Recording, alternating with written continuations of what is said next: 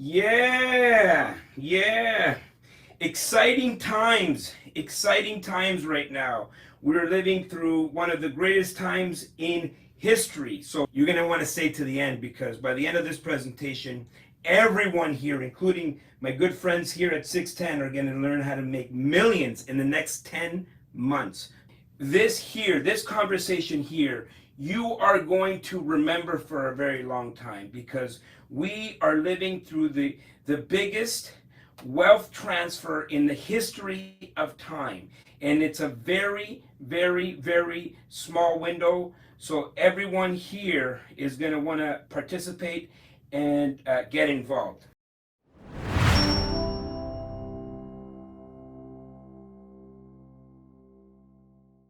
So we talked about these rate increases, and if you guys have been on my YouTube channel, you guys, some of you guys, I don't think I recognize here, but I invite you to come to my YouTube channel because I've talked about this in length, and so this idea of interest rates going up, I need you to write these two dates down: July 13th and September 7th. July 13th was the day that we in our community claimed as the official beginning of hunting season. And then September 7th, this is when the sellers really started to adjust to what's really happening in the market. And so, of course, the government of Canada, their responsibility is to stabilize the economy. We can't expect to go on a 2-year holiday and not to have consequences, all right? And so that's exactly what happened. Interest rates, and if you can see where interest rates were before 2019, and then as a result of COVID-19, the interest rates dropped historically. They have never been this low in history, and they stayed there. They were frozen in time for 2 years. And so when we talked about, and this is a big part of why this call here is going to be so historical to you guys, because back here, and I'll show you I'll refer to the YouTube video, and this is why I want to make sure that everything I do is on YouTube, and we can timestamp it, okay? Because if you go back to April, and if we're talking about, April of 2020, right? And before that time, if you were investing, you knew there was a correction coming, okay? And so, and when I get to the PowerPoint, I'm going to be talking about how, what to do in these market cycles, and we're going to talk a lot about these market cycles. But ultimately, this COVID-19, which no one could have predicted, came at a time where we really should have been going into a decline in the market. But instead, what the government did, and usually when you have a decline, when you have a decline, there's an adjustment, and obviously they wait till it goes towards a recovery, and then interest rates start to come back down again, and then all of a sudden the market just picks up, right? These are market cycles. But back in 2020, what they did was they reduced the interest rates so low, mixed in with the overall scarcity of where we were back in 2020. And so I remember waking up April 2nd, okay? Because March of 2020, I was just like you guys. I mean, I was scared, right? I didn't know what was going to happen. People were talking about, potentially people may not pay their rent. We have 600 doors across Canada. What happens if nobody pays? And so we were very active, and we communicated with people, and we got people to pay their rent. We showed them to all the different services, and ultimately April 1st came, and we were 98% collected. And at this point, we were just like, we just took a deep breath, because this was a lot of work, a lot of communication, emails. Every time you turned on the television, you saw Trudeau, and he was there, and he was just telling people, hey guys, everything's going to be all right. And as a leader, that's all you have to do. You have to communicate with your family, your employees, your investors, your lenders, your tenants. And basically, you're doing consistent communication, and you're telling people, hey guys, everything is going to be all right. And so when we woke up April 2nd, what hit me like a ton of bricks is that everyone is scared. Everyone is in this same position. And so we ended up taking the most action we have ever taken in the history of our company. We bought millions and millions and millions and millions of dollars of real estate that all doubled in price. All right? And so it all came because it was a mixture of low rates and scarcity in the market, which is now we have higher rates, but you have even more scarcity because people tend to think that the sky is falling. And so when you look at inflation, so what did this create? What did this create? This created liquidity in the markets. When there's scarcity, and it only took up to, maybe up to August until people said, oh, there's money. And everyone started to spend money, spend money, spend money, spend money, spend money, spend money. Not everyone has the investor mindset, like the people in this room or the people that are watching me. Oh, there's a lot of people watching me on YouTube. Not everyone has this investor mindset, like the people watching this right now. Some people bought pools. Some people bought cars. We're talking about from the values of their properties. They're like, oh my God, my property doubled in price. They refied that property, and they're like, you know what? Let's go on a vacation. What just happened here?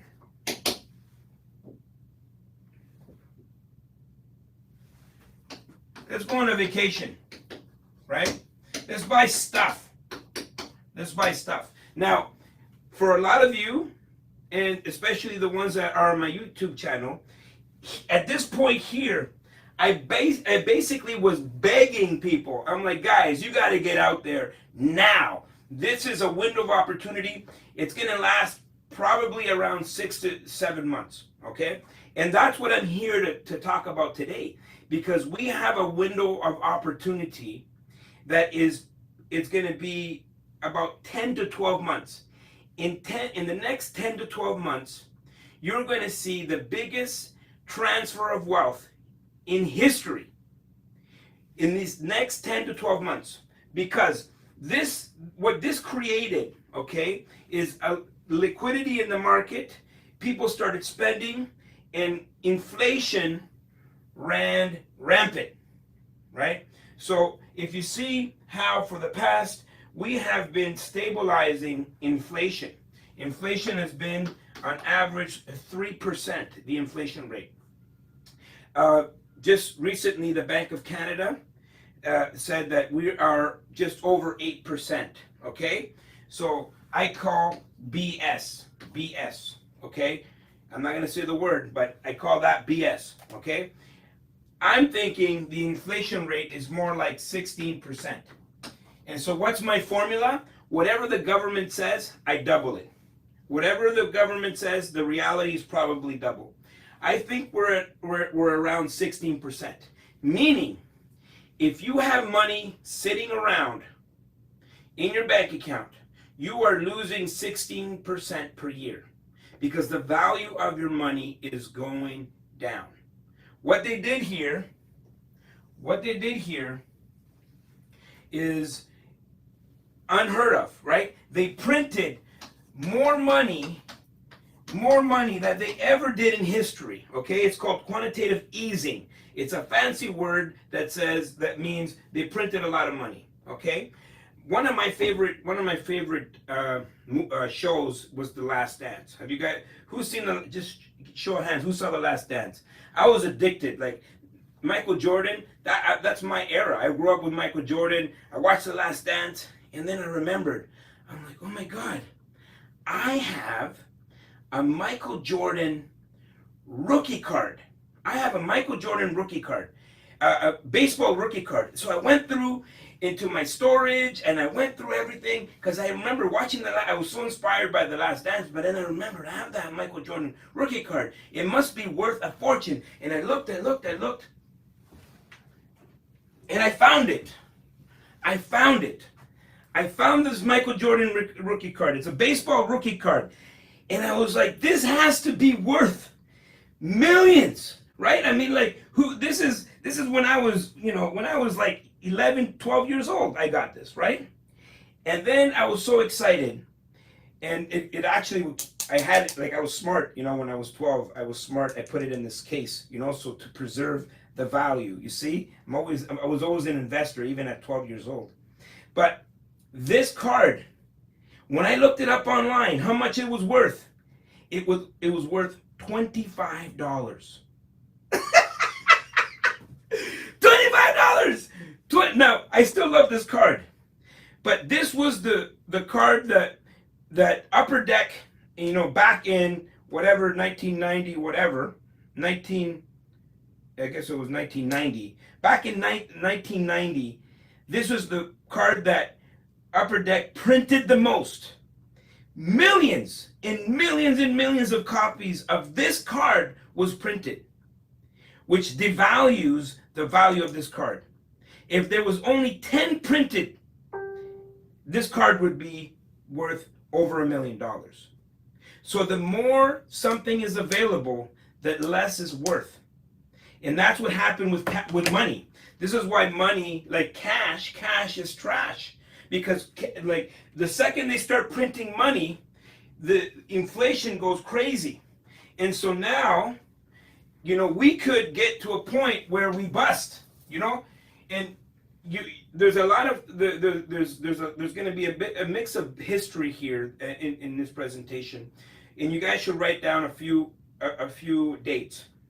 The first year I want you to write down is 1944. 1944.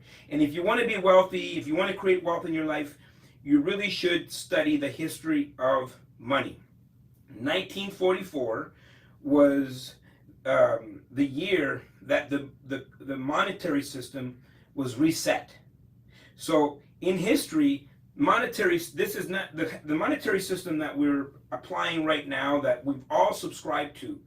That is a very new monetary system that was only applied back in 1944, where the governments of the world got together shortly after the Second World War, and they all came to the conclusion that we're going to all subscribe to this one monetary system. We're going to name the U.S. dollar as the reserve currency of the world, and the U.S. dollar is going to be the central bank, would be the bank that controls everything in the world, and everything would be backed by gold. So all of the countries of the world had to bring their gold to the U.S. and to the Federal Reserve, and what they would do is they would give you this currency, and it's just like a bank account, right? When you go to the bank, they give you a little plastic card, and they say, "Don't worry, we got you. When you're ready to come in and take your money, we got you." And so 1971, this is another date, okay? 1971, during and towards the end of the Vietnam War, where the U.S. Got beat up in that war, and there was the world lost confidence in what, in the U.S., and they started to want their gold back. And by the way, at one point in history, and you guys can Google this, it was illegal for people to own gold. But in 1971, because people were pulling their gold away, President Nixon removed the gold standard from the US dollar, meaning that the US dollar was no longer going to be supported by gold, and at that point it became fiat currency, just pieces of paper, okay? And so ever since that time, we've been dealing with inflation, because it ultimately, at the end of the day, is just a piece of paper. And the value is determined by the perception and how people feel. And so if you're printing a ton of money, it becomes worthless, okay? And so the money is to be invested and secured against hard assets. Now, a lot of people did that, right? Back, if you listened to me back in April of 2020 and you bought assets, you have hedged against inflation.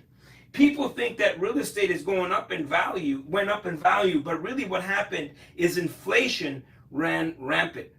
Now, the job of the government now is to pull a lever. So they pull the interest rate lever, hoping that inflation is going to come down. Now, I do have some proof.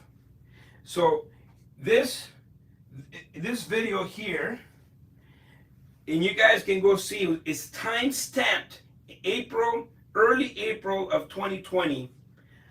I was telling people, guys, you got to get into the market, and if you don't get in, you could miss this window of opportunity, because it was a very, very small window.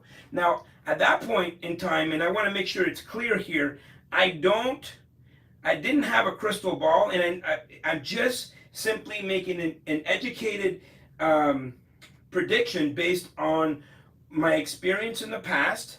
Since I started business, I've been in business for 27 years. And when I started business, there was a tail end of a recession. And I've been through that recession. I've been through the correction of 2001. I went through 2008. And every time I got smarter and smarter and smarter, knowing what to do during times of correction. And that's what I'm excited to talk to you guys about today, because we are moving into the situation where we are now entering hunting season. And the behaviors of the past, you got to leave them in the past. What you have done in the past is not going to serve you moving forward. In fact, it might even hurt you. The same habits that you've built, it might hurt you moving forward, because we are in a very different market. We are no longer in a seller's market. We are entering a buyer's market. And when we enter a buyer's market, we have to change our behavior. We have to change the way we look at things. We have to change the way we transact. But if you follow what I'm telling you, and like a lot of you have, even within WealthGenius, I mean, we created hundreds of millionaires just by simple education and guidance during a time where people just simply don't have the luxury to not know what they're doing, because this window of opportunity is only for about 10 to 12 months. And so the time is now. The time is of essence. And the reason I say that is because we are in a point where the media is kind of helping us in a way where they're saying, hey guys, real estate is going down. Real estate, the prices are going down. People can't afford housing. But the truth is, we are still in a housing crisis. If we doubled the production of units in Canada every single day for the next 20 years, we would still be behind. There is no way right now that we could ever catch up with the amount of units that are needed. But when you watch the news, they're going to tell you something different. This is why the opportunity is in the next 10 months, because what the government is hoping to do is push us into a recession so inflation comes down and we can stabilize. Once we go into a recession, and we are in a recession now, but once we are officially in a full-blown recession, you're going to see that behaviors are going to change. people will spend less, right? They'll go to less restaurants, they'll buy less clothes, they'll take less vacations. You know, all of the things that people are enjoying now, the fruits of the refinances that they did on their house. You know, for the past 2 years, everyone has been living really good. Hashtag living your best life, right? People have refied their house, took the year off work. Life is good. But now it's time to pay the piper for the people that didn't invest, right? For the ones that invested, all we got to do is hold on to our real estate. Now it's the time to buy even more. The people that didn't invest, they're like, you know what, I'm just going to see what happens after COVID. Now those people that they've spent all the refi money, now those people now have to go out and get jobs.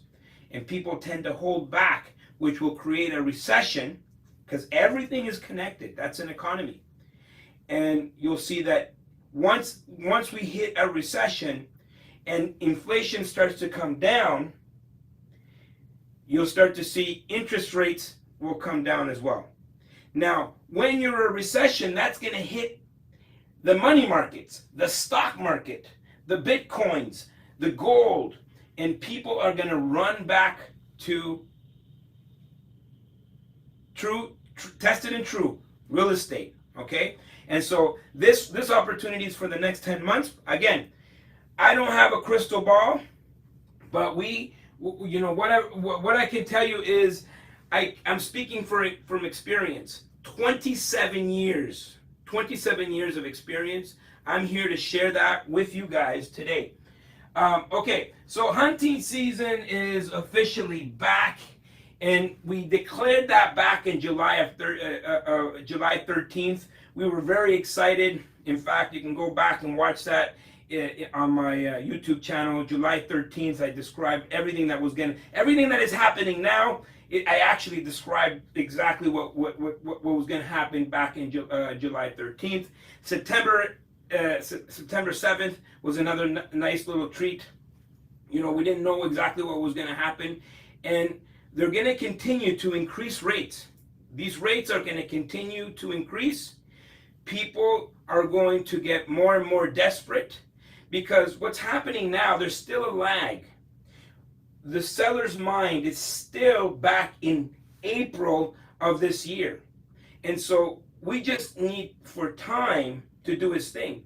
And as time is doing his thing, they will become more reasonable.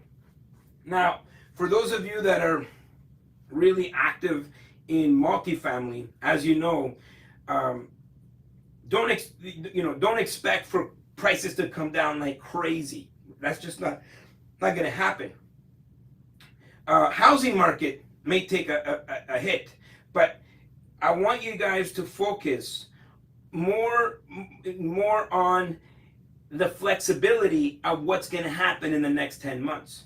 In the next 10 to 12 months, you're going to have a mixture of inventory and people that are going through the 4 Ds: death, disaster, disease, or divorce, right? Those are the 4 Ds. Those people still have to liquidate their assets. And mixture of the baby boomers, the old folks, right? People that are now in their 80s, and they're either exiting the market, by force, or they simply just don't want to deal with real estate anymore. And you can be in that position, just like I was back in 2009. Back in 2009, no one wanted to know about real estate. 2007, everybody and their grandmother was talking about real estate. A house would go on the market, you would have like 45 offers. Everyone and their grandmother was buying real estate until the market in the US crashed. We used to go to these networking events. Before 2008, they were jam-packed, standing room only. This was before social media. And then we would go back. We went back in 2009, empty rooms. It was just us multifamily people, right? And so that's going to happen again. So it will take time for sellers to adjust. This you need to be aware of. You need to be aware of when you're talking to a seller, or you're talking to an agent that has a seller. you need to think to yourself, they still might be in la la land, right? They still might be thinking that their property is worth more than it really is worth today. So you need time. Guys, there's no more rushing. Now it's time to walk, right? Take control. Take control of those deals again. Don't be, like 6 months ago, we were going in, and you would call the agent, and he would say, hey, there's multiple offers, and you got to put in your offer right now. Hey, slow down, right? Take your time. This is a time to walk and make really good decisions. This is why we have coaches. This is why we have these coaching programs and mentorship programs, is so you guys can get guided. You guys can have that guidance moving forward. So take your time. The people that don't have to sell, and a lot of people already have noticed this, that back in 2021, towards the end of 2021, early 2022, we were creating a liquidity event, meaning we were able to sell parts of our portfolio for prices that we never thought we would get. It was like, not ridiculous, it was redonkulous, right? It was really redonkulous. And we sold property for prices that we never ever thought that we would ever get. As of July 13th, we were officially out of the selling business. So there was two last apartment buildings that we were thinking about disposing of. After July 13th, I pulled those off the market. And I'm going to say that a lot of people are going to feel the same way. If you don't have to sell, you're not selling in this market. What does that mean? It means that the properties that are left are the people that actually need to sell. You see, before July 13th, you didn't know. You have to go in there, do a proper discovery. You didn't know if there was motivation there. But now moving forward, the time is right. The time is now. This is where you have to take the most action, and you're going to reap the rewards later on, because right now everybody's going to go and hide in the little cubby holes, and this is where real true investors come out.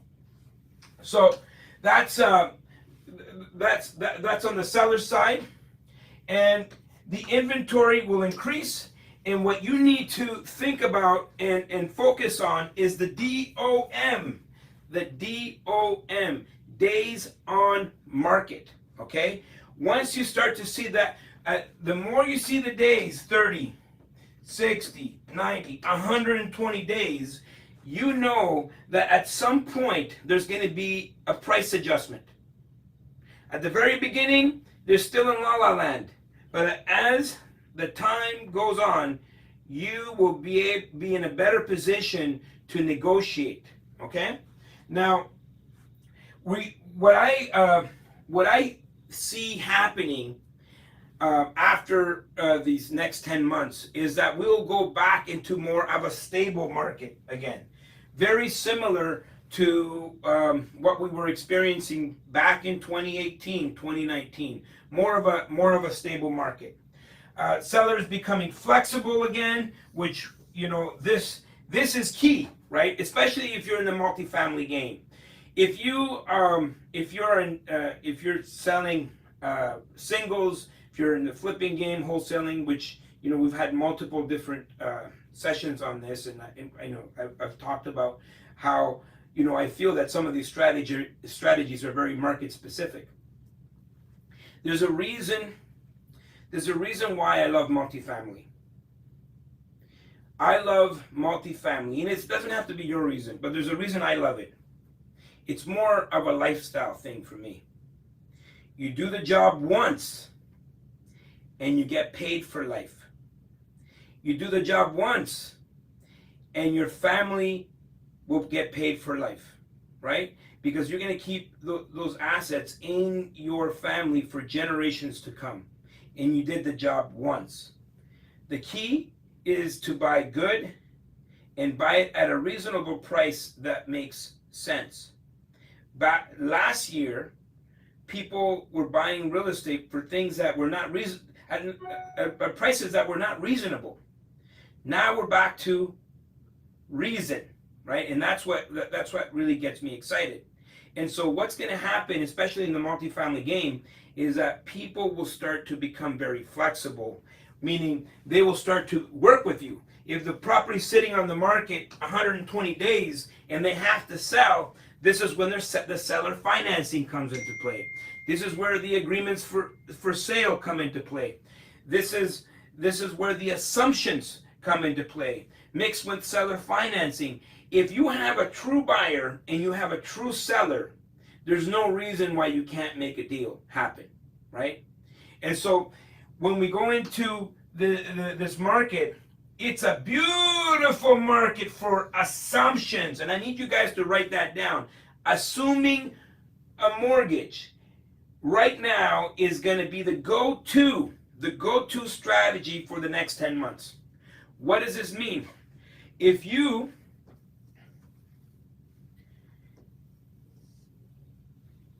got a mortgage, if you got a mortgage over here, okay, and I just saw this today even, you know, I was looking at we're negotiating on an apartment building.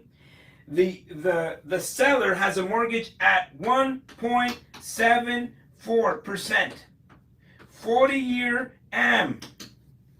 1.74%, okay? 1.74%.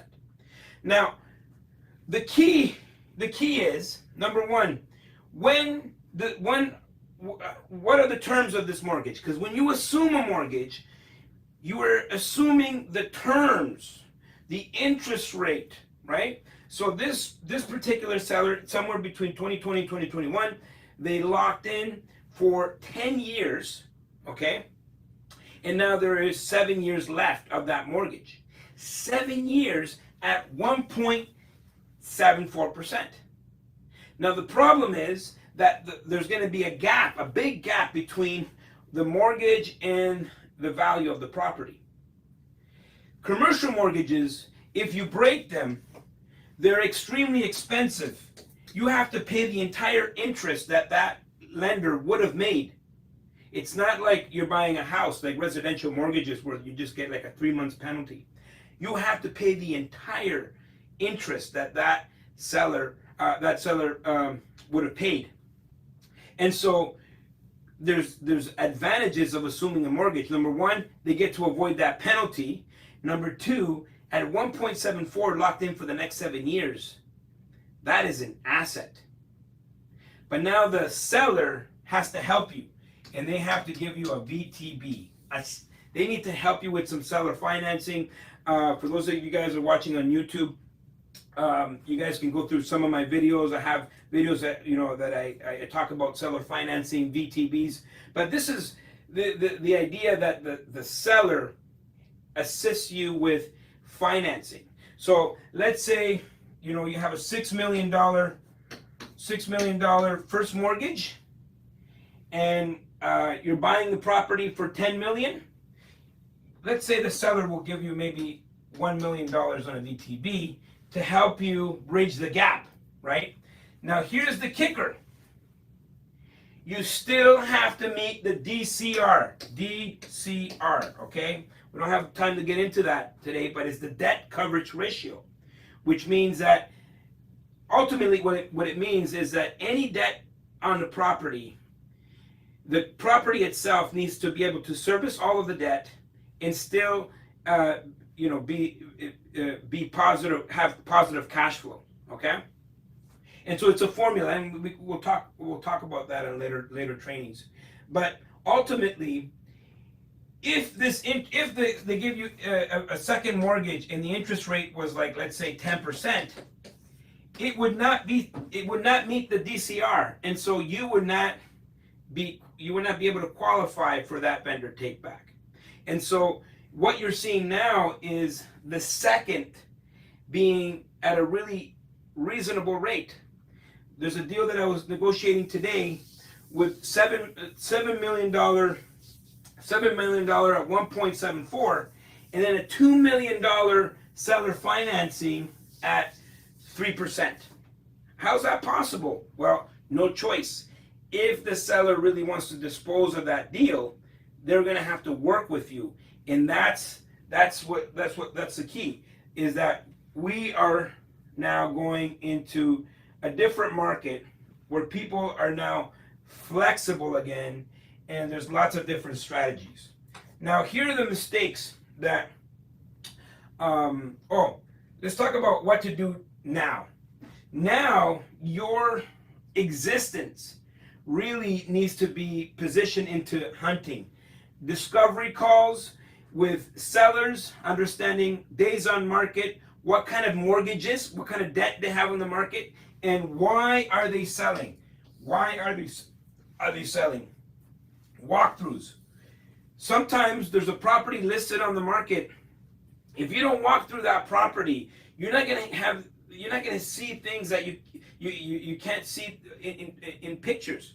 When you walk a property, you're like, oh, wait a minute, there's a piece of land here, there's an opportunity here. Oh, I can make an extra unit over here. Oh, the tenants are ready to leave. There's all of these things. You now have context, okay? And so what happens is, you go and walk that property, and maybe that property is just overpriced, and they're not ready to do the price adjustment.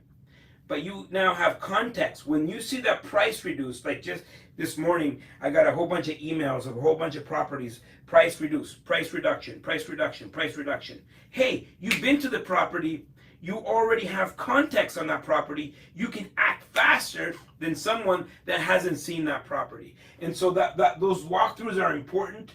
That will create deal flow. It will help you understand the seller a little bit. And it does help you with building your network and attracting investors to your business.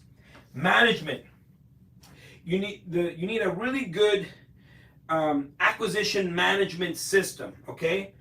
I use a spreadsheet, okay, an Excel spreadsheet, where I have all the properties that I'm currently looking at, my discovery calls, what's my cost per unit, what are the opportunities, why are they selling. You need to know all of this, because you don't know that, and a lot of the best deals that I've done in my career have been deals that I've been looking at for over a year. So you really need a good acquisition management system. It can be, you guys can get fancy with it. For me, it's simple Excel spreadsheet where I have property name, owner, where I talk to the agent. I went to visit it back in July of 2022. This is what I saw. The cat was looking at me, dog in the backyard, shed in the back. It could be an opportunity for laundry. There's an opportunity for making storage. Like you need to have all that intel. So now you are building all these deals that you are currently looking at. And then when you see the price reduction, or you see that the deal hits 120 days, you can go back in there and renegotiate. Now, mistakes investors are currently making as we shift into a buyer's market, right? So what happens is, as we shift seasons, as we go from the last season into the new season, what tends to happen is we tend to carry some of those bad habits from the last season, thinking that they're going to help us and serve us going into the new season. Just like a winter coat in summer, it's not going to do you any good, okay? So what I'm watching in the market is people still are under this illusion that you need to remove your conditions quickly. Like you gotta you can put in offers with no conditions and all the things that we were doing 6 months ago. I would say, hey, slow it down, right? And I don't want people to get hurt and remove their conditions when they're not ready. And I understand realtors have to, they're doing their job. Their job is to sell that property. Their job is to tie you to that property. But once you remove your conditions, you have lost all your power. You have all the power up into that up into the point where you still have your conditions. Too many promissory notes on particular deals at really high interest with zero plan on how you're going to pay that back, right? Now, when the market is hot and you're in a recovery and you can anticipate the next 10 months, you know that you can exit in 10 months, but you don't want to get into a position where you have bought a fallen knife. Think about a knife. Imagine the knife is falling and you try to grab it, right, on the way down. You're going to hurt yourselves. Always have multiple exits, multiple exits. You need a plan in order if you're gonna do private money, and also the P notes. You know, the P notes going into this next phase. I would be very careful on money that I borrow. I want to make sure that I can actually pay that money back. Social media overstepping. As we are moving into this new market, it's natural for sellers and investors to also be scared as well, because they're, you know, investors, they're, you know, some investors may not be watching the type of content or studying real estate just like the rest of us. And so what happens is, you know, sellers start to pull back, and then I've seen some people get desperate and start overstepping, oversharing, and you could get into a position where you can get in trouble with the Securities Commission.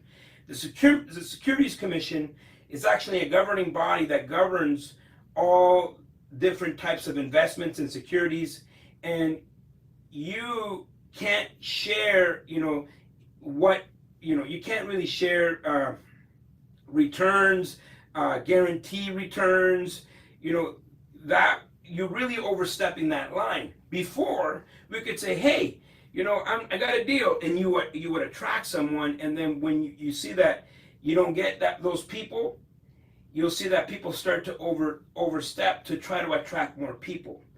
Avoid that. Build relationships. Build relationships. You have to do the work now, right? Show what you're doing. You got the walkthrough. Attract people, and then have a Zoom conversation. I know it's tough, but that conversation should not be about an investment.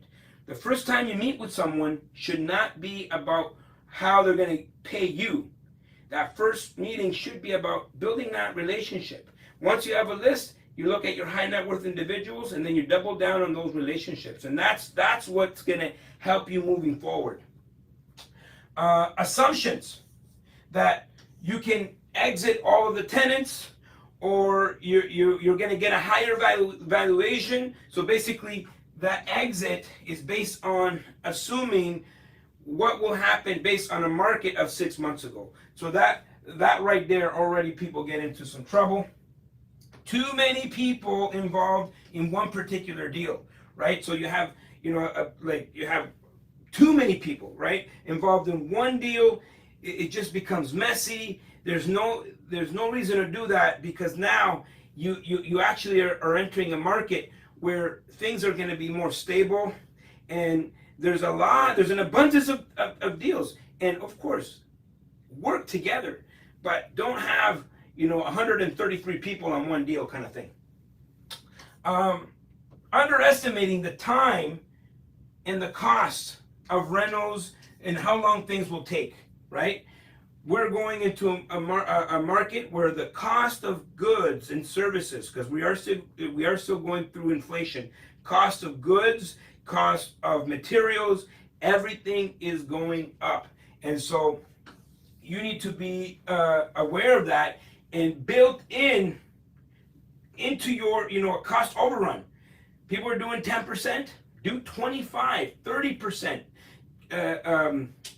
contingencies in case you need it, right? You don't want to assume that everything is going to work out hunky-dory. No exits. You need to build up multiple different exits. I see this all the time. People, you know, the only exit they have is the refi. Well, what if the refi doesn't come in? What are you going to do? Can you sell it? Are you going to be able to reposition it? Like, what are your exits? You can't enter a situation without having a proper exit. And I know that your investors are going to want to know that as well. I want to end the YouTube broadcasting. I'm going to jump out here on the PowerPoint, but you know, I'm sure that people got a lot of value. If you guys want to go back and rewatch this, it's on my YouTube channel. But I'll say bye to my friends over here.